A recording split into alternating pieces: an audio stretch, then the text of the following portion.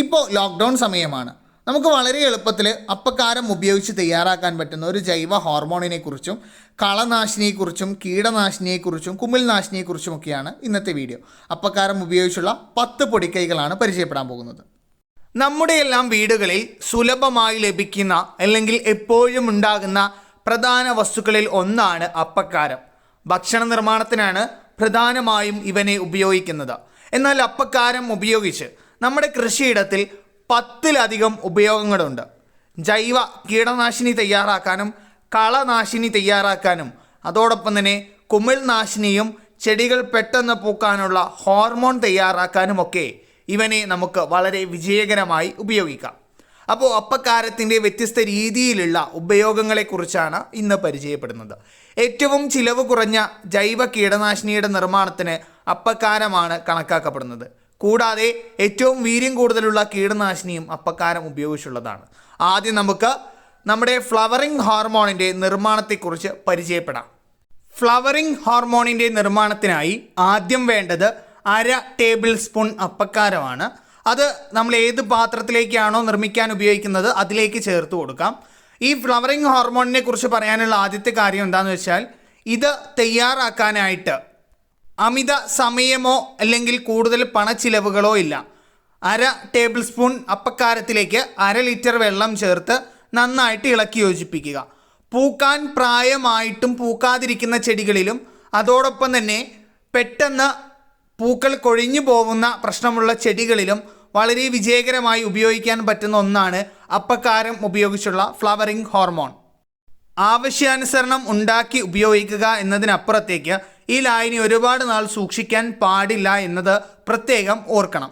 കൂടാതെ പൂക്കാൻ പ്രായമാകാത്ത ചെടികളിലോ അല്ലെങ്കിൽ പൂത്തു തുടങ്ങാത്ത ചെടികളിലോ ഈ ലായനി സ്പ്രേ ചെയ്ത് കൊടുക്കരുത്.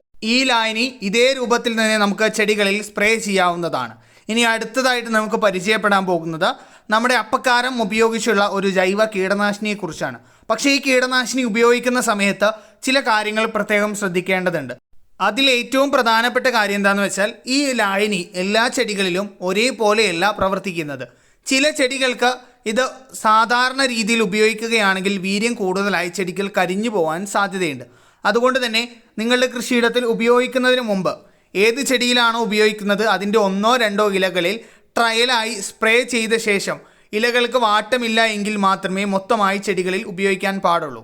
1-2 ഇലകളിൽ സ്പ്രേ ചെയ്ത് 1-2 മണിക്കൂർ സമയം കാത്തിരുന്നതിന് ശേഷം മാത്രമേ മറ്റു ഇലകളിലോ അല്ലെങ്കിൽ ചെടിയുടെ മറ്റു ഭാഗങ്ങളിലോ സ്പ്രേ ചെയ്യേണ്ടതുള്ളൂ. നീരൂറ്റി കുടിക്കുന്ന പ്രാണികളിൽ നിന്നും ഇലതീനി പുഴുക്കളിൽ നിന്നും വളരെ പെട്ടെന്ന് ചെടികളെ സംരക്ഷിക്കാൻ ഏറ്റവും നല്ലൊരു മാർഗ്ഗമാണിത്. അപ്പോൾ നമ്മുടെ കീടനാശിനിയാണ് ഈ കാണുന്നത്. ഇതിൻ്റെ നിർമ്മാണത്തിലേക്കാണ് ഇനി കടക്കാൻ പോകുന്നത്. നമ്മുടെ ജൈവ കീടനാശിനി തയ്യാറാക്കാനായിട്ട് ആദ്യം വേണ്ടത് 2 ടീസ്പൂൺ അപ്പക്കാരമാണ്. അത് നമുക്ക് എന്ത് ചെയ്യാം, നമ്മുടെ പാത്രത്തിലേക്ക് മാറ്റാം. പിന്നീട് നമുക്ക് ഇതിലേക്ക് ആവശ്യത്തിനുള്ള വെള്ളം ചേർത്ത് കൊടുക്കണം. അതോടൊപ്പം തന്നെ ഈ ലായനി തയ്യാറാക്കാനായിട്ട് നമ്മൾ ചേർത്ത് കൊടുക്കുന്ന അത്ര വെള്ളം തന്നെ മതി. പിന്നീട് ഇത് നേർപ്പിക്കേണ്ട ആവശ്യമില്ല. ഈ ലായനി തയ്യാറാക്കാനായിട്ട് നമുക്ക് വേണ്ടത് 1 ലിറ്റർ വെള്ളമാണ്. ഇനി അപ്പക്കാരം ചേർത്ത ശേഷം നന്നായിട്ട് ഇളക്കി യോജിപ്പിക്കണം. പരമാവധി അപ്പക്കാരം വെള്ളവുമായി ലയിപ്പിച്ചെടുക്കാൻ വേണ്ടിയാണ് ഇങ്ങനെ ചെയ്യുന്നത്. ഇനി അടുത്തതായിട്ട് ഇതിലേക്ക് ഒരു 5 മില്ലി വേപ്പെണ്ണ നമ്മൾ ചേർത്ത് കൊടുക്കണം. വേപ്പെണ്ണ ചേർത്തതിന് ശേഷം ഇതിലേക്ക് നമ്മൾ 10 തുള്ളി സോപ്പ്, അത് നിങ്ങൾക്ക് ബാർ സോപ്പ് ലയിപ്പിച്ചതാകാം, അതല്ല എങ്കിൽ അതിന് പകരം ഡിഷ് വാഷോ അതല്ലെങ്കിൽ മറ്റെന്തെങ്കിലും സോപ്പ് ലായനികൾ ഇതിന് പകരം ചേർത്ത് കൊടുക്കാം. ഇനി ഈ ലായനി വീണ്ടും നന്നായിട്ട് ഇളക്കി യോജിപ്പിക്കണം. കാരണം നമ്മളെല്ലാ ചേരുവകളും നന്നായിട്ട് മിക്സ് ആകുന്നത് വരെ ഇത് ചെയ്തുകൊണ്ടേയിരിക്കുക. ഏകദേശം 1-2 മിനിറ്റ് സമയം ഇത് കണ്ടിന്യൂസ് ആയിട്ട് നമ്മൾ ഇളക്കിക്കൊണ്ടിരിക്കണം. ഇപ്പോൾ നമ്മുടെ ലായനി ഇവിടെ പാകമായിട്ടുണ്ട്. ഈ ലായനി നമുക്ക് ചെടികളിൽ സ്പ്രേ ചെയ്യാം. പക്ഷേ അതിനു മുമ്പ് നേരത്തെ പറഞ്ഞ പോലെ തന്നെ ഒരു ട്രയൽ ആദ്യം നമ്മൾ പരീക്ഷിക്കേണ്ടതാണ്. ആദ്യം കുറച്ച് സ്പ്രേ ചെയ്ത് ഇലകൾക്ക് വാട്ടമൊന്നുമില്ല എങ്കിൽ 1-2 മണിക്കൂറിന് ശേഷം ഇലകൾക്ക് വാട്ടമൊന്നുമില്ല എങ്കിൽ മാത്രമേ ചെടിയുടെ ബാക്കി ഇലകളിലോ അല്ലെങ്കിൽ ബാക്കി ഭാഗങ്ങളിലോ സ്പ്രേ ചെയ്യാൻ പാടുള്ളൂ. ഇതിൻ്റെ വീര്യം പലപ്പോഴും ഈ ഒരു രൂപത്തിൽ ചെയ്യുമ്പോൾ പല ചെടികൾക്കും വീര്യം കൂടുതലായിട്ട് അനുഭവപ്പെടാറുണ്ട്. അപ്പോൾ ഇതിലേക്ക് വീണ്ടും വെള്ളം ചേർത്ത് നേർപ്പിച്ച ശേഷം മാത്രം ചെയ്യുക. 1-2 ലിറ്റർ വെള്ളം ചില സമയങ്ങളിൽ അധികമായി ചേർത്ത് സ്പ്രേ ചെയ്യേണ്ടതായിട്ട് വരുന്നുണ്ട്.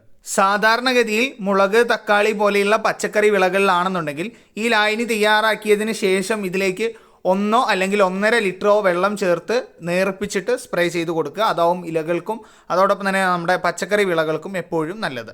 ഇനി അടുത്തൊരു ഉപയോഗം എന്ന് പറയുന്നത് നമ്മുടെ വീടുകളിൽ ഉണ്ടാകുന്ന കളകൾ, പ്രത്യേകിച്ച് ചെടിച്ചട്ടിയിലും മറ്റൊക്കെ ഉണ്ടാകുന്ന കളകളെ നശിപ്പിക്കാനായിട്ട്, അതുപോലെ തന്നെ മതിൽ വിണ്ടി കീറിയതിൽ നിന്ന് വരുന്ന കളകൾ, ഇതിനെയെല്ലാം നശിപ്പിക്കാനായിട്ട് അപ്പക്കാരം നേരിട്ട് ഇലയിലും അതോടൊപ്പം തന്നെ ഈ കളകൾക്ക് ചുറ്റുമൊക്കെ വിതറി കൊടുത്തു കഴിഞ്ഞാൽ കളകൾ വളരെ പെട്ടെന്ന് ഉണങ്ങിപ്പോവുകയും പിന്നീട് അവിടെ വീണ്ടും ഇത്തരം പുല്ലുകളും മറ്റു കളകളും ഒന്നും മുളച്ചു വരാനുള്ള സാധ്യത ഇല്ലാതാക്കുകയും ചെയ്യുന്നുണ്ട്.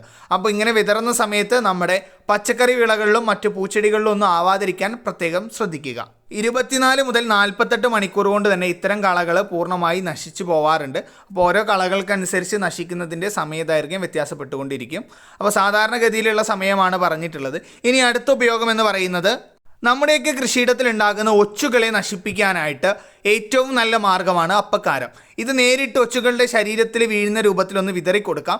അതല്ല എങ്കിൽ മറ്റൊരു ഓപ്ഷൻ പറയുന്നത് നമ്മുടെ ചെടിച്ചട്ടികൾക്ക് ചുറ്റും വിതറി കൊടുത്തു കഴിഞ്ഞാൽ ഒച്ചുകൾ ചട്ടിയിലേക്ക് പ്രവേശിക്കുന്നത് തടയാനായിട്ട് സാധിക്കും. അപ്പോൾ നമ്മുടെ ചട്ടിയിലോ ഗ്രോ ബാഗിലൊക്കെ ആണെങ്കിൽ അതിന് ചുറ്റും വിതറി കൊടുത്തു കഴിഞ്ഞാൽ ഒച്ചുകൾ അതിലേക്ക് പ്രവേശിക്കുന്നത് തടയാൻ സാധിക്കും.